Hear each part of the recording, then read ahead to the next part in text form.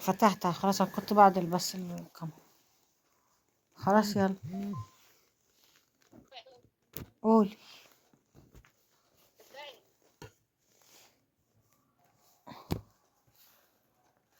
السلام عليكم.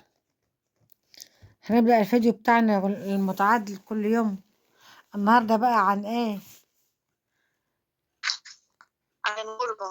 عن الغربة وعن الأب لما يسيب الأولاد يعني مدة طويلة كده سنة وسنتين وتلاتة برضو. يسيبهم طب ليه؟ السنتين والتلاتة وبالخمسة كمان. بيجي التقاهم ما شاء الله رجال عشان الفلوس عشان يربيهم برضه. بس هو لازم هما محتاجين تربية الأب. العيل بيبقى ماهوش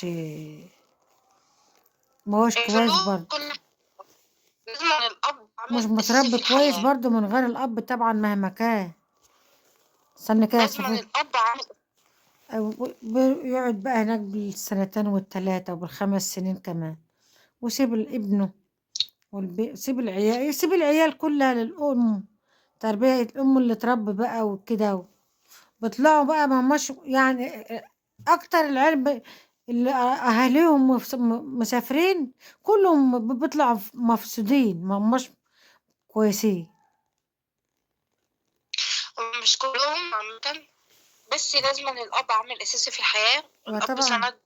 طبعا الأب لازم يتدخل في في كل حاجة للأولاد. لازم يخافوا منه، لازم يهيبوا منه. أصل طول ما هو مش موجود هما مش هيخافوا منه.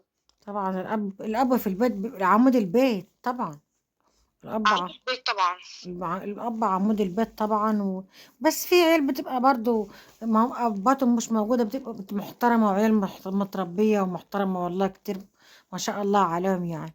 وفي عيال بتطلع بقى عيال بيقولوها شمال بقى محدش بيقدر له. بس في عيال بتبقى محترمة برضو. يعني المفروض أقصى حاجة يا جماعة إن هو مثلا 7 شهور 8 شهور اه تغيب عنهم أو مثلا سنة تنزل. أو سنة.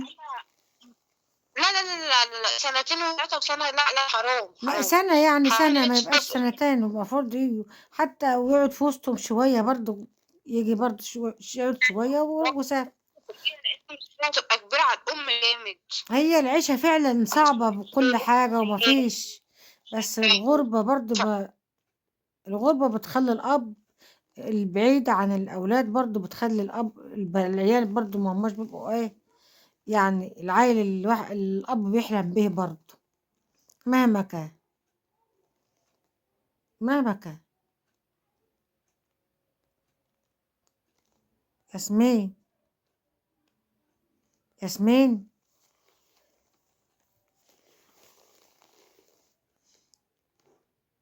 يعني الأب في البيت عمود البيت مهما كان. الأب عمود البيت. الأب مهما كان عمود البيت مهما كان. الأب العيل بيسمع كلام الأب وبقى تربية حلوة وكل حاجة. وهما برضو بيسافروا عشان برضو يربوهم حلو برضو مهما كانوا ويعيشوهم عيشة حلوة. ما احناش بنقول حاجة يعني في كده. بس لازم الأب يكون موجود باستمرار مش بعيد. مش يقعد بالخمس سنين والست سنين ويسيب ولاده كده يجي يلاقيهم رجالة. أو بابايا ما كانش مثلا بنشوفه غير فين وفين من الشغل وحكم شغله وكده. مم. هو مش كان مسافر بره، بس يعني كنا بنشوفه يعني مواعيده. احنا بنكون عايزين ننام عشان مدارسنا وكلام من ده. مم. آه، كانت ماما بس تقول لنا انا هقول لابوكوا اللي انتوا عملتوا 1 2 3، احنا كنا بنخاف وبنترعب. بس هو موجود معاكم في البلد مش مسافر. ايوه ايوه، موجود معانا، ايوه. ايوه الاب. فالاب ليه عكس جامد، يعني الاب ليه الاب عمود البيت والسند وكل حاجه في البيت. ايوه الاب مهما كان كل حاجه في البيت طبعا. العيال ما بتخافش الا من الاب. الام لا. مش لا مش شرط الاب الام. ليه الام مهما تعمل ما فيش عيل يخاف من الام ابدا. ما بيهبش الا من الاب. من الاب. ايوه لا وهي. انا بخاف من امي وبقدر امي كل حاجه، بس الخوف كله من بابا بصراحه. ايوه وهقول لك على حاجه يا ياسمين. هو الاصل العيشه غاليه وكل حاجه والغربه مش مشكله. الغربه برضو كل حاجه بس برضو يراعي ولاده. أهم حاجة يخلّي باله من ولاده ما يطوّلش في غُربته ويكون قطيعي مع ولاده حاجة، باستمرار.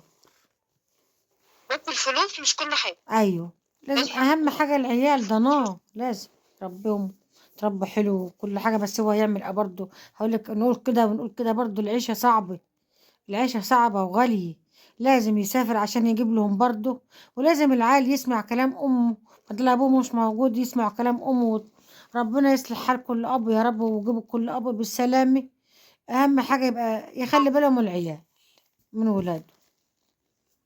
بس يساعد الأم مش هتقدر، يعني مسؤولية جامدة عليها، لأن الأجيال مسؤولية بيت. الأيام دي صعبة جدًا، جدًا، جدًا، تربية من إيه، الله يصلح حالهم يا رب ويهديهم، يا رب اللهم آمين. يا رب. والفيديو ده كان على الغُربة وعن الأب وعن الأولاد وتربيتهم، ربنا يرجّع كل أب بالسلامة لولاده ويربّيهم أحسن تربية يا رب، ونشوفكم في فيديو آخر إن يا شاء رب الله، يا رب كده، ونشوفكم في فيديو آخر إن شاء الله. إن شاء الله، مع السلامة، يالّا باي باي.